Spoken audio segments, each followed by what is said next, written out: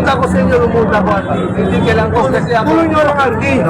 Please naman, Hindi ho ba naging selective ang inyong opisina sa pagpili? Kung bakit kailangan pang magmakaawa ng isang kongresista para matuloy po yung payout sa mga intended indigent beneficiaries? Sinabi na ho namin sa kanya na hindi pa ho kami ready mag-payout at hindi pa ho tapos yung pagsusuri ng listahan na yon. That's not true na sinabi nyo kanina na you informed me earlier na hindi ready yung payouts. Nandito na sir, ready na. We posted on Facebook, that is already 3 weeks ago.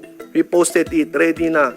More than 12,000 payouts, pinakancel lahat. Marami rin nahinto ng payout sa Surigao del Norte. Nangyari na rin yan sa North Cotabato. Marami na talagang ginagawang ganyan ang DSWD. Huwag naman kayo sasama sa politika. Wala pa eleksyon.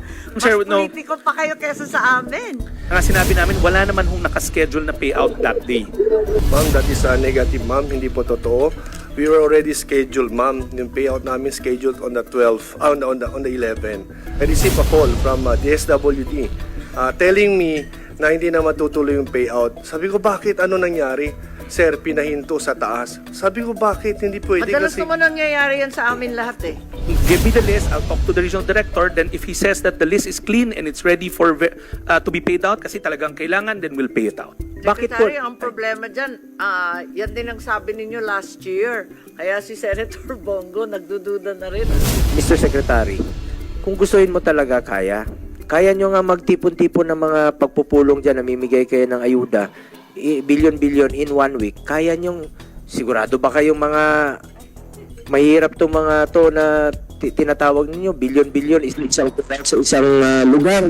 Tungkol kay VP Sara na sinasabi ng ating VP na tinatanggihan lagi ng DSWD ang kanyang mga request para bigyan ng financial assistance. Secretary Rex, narinig nyo ba yung nangyari sa Zamboanga? Nabasa ko lang po sa Facebook, no? Video showing isang congressman na lumuhod po begging sa regional director ng DSWD sa Region 9 na matuloy po ang kanyang payout. Isang kongresista rin po ito.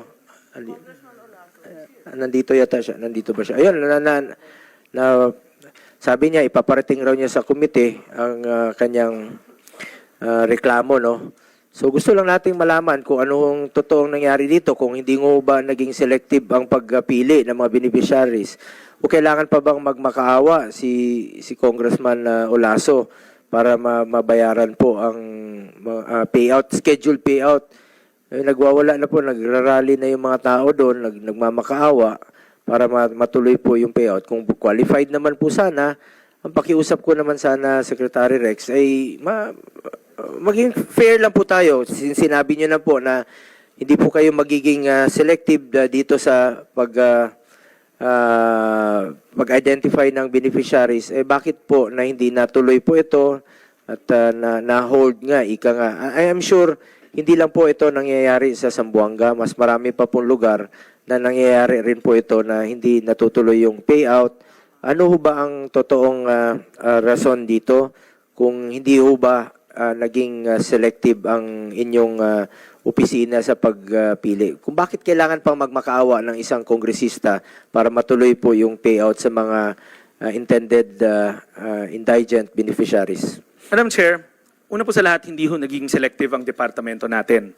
Ang mga social worker ho natin ang sumusuri niyan. Pagka nagbigay ho ang kongresista o ang kahit na sinong partner na ng referral list, binevet ho natin mabuti yon. Lahat ho naman maraming nagre-refer. That time, si Congressman Olaso submitted the list and a couple of days before his supposed payout, sinabi na ho namin sa kanya na hindi pa ho kami ready mag-payout at hindi pa ho tapos yung pagsusuri ng listahan na yon. We have to be careful. But we also assured him, at alam niya ho yun, we assured him na hindi magaganap yung payout na yon, pero hindi ibig sabihin na hindi magpe-payout. Tinatapos lang ho natin yung pagsusuri at pagve-vet ng listahan. That's our conversation with him and he even acknowledged that. Kaya nga sinabi namin, wala naman hong nakaschedule na payout that day. Wala akong hali sa inyo, RD. I'm just begging you. Actually, he's here together with Mayor Beng Climaco. They're all here to complain. At saka hindi naman